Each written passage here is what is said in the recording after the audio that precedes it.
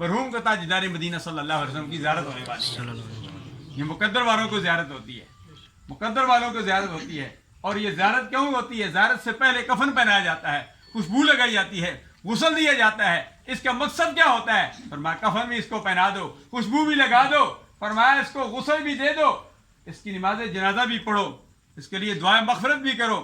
ابھی یہ قبر میں جائے گا, قبر میں سوال ہوگا, مر ربک ما دینک ما کنت تقول فی حق ھذا الرجل. 3 سوال ہوتے ہیں, پڑھے لکھے حضرات جانتے ہیں. یہاں الحمدللہ پڑھانے والے بھی موجود ہیں, پڑھنے والے بھی موجود ہیں. سیاہ ستہ کی حدیثیں 6 کتب ہیں, سب حضرات جانتے ہیں. 6 کتب میں جو پہلی 2 کتب ہیں بخاری اور مسلم, انہوں نے 2 سوالوں کا ذکر نہیں کیا, انہوں نے ایک ہی سوال کا ذکر کیا, تیسرے سوال کا ذکر کیا. بتانا یہ مقصود تھا اے دنیا میں آنے والوں, یہ تیسرا سوال ضروری ہے. تیسرے سوال کی تیاری کر لو. اگر تمہارے دل میں عشق مصطفیٰ کی دولت نہیں ہے, سرکار عبد کرار صلی اللہ علیہ وسلم کی محبت نہیں ہے, قل ان کنتم تحبون اللہ فاتبعونی یحببکم اللہ ویغفر لکم ذنوبکم واللہ غفور رحیم. اگر سرکار کی محبت نہیں ہے تو تمہاری نماز, روزہ, زکوٰۃ, حج, اعمال صالحہ تمہیں کچھ کام نہیں آئیں گے.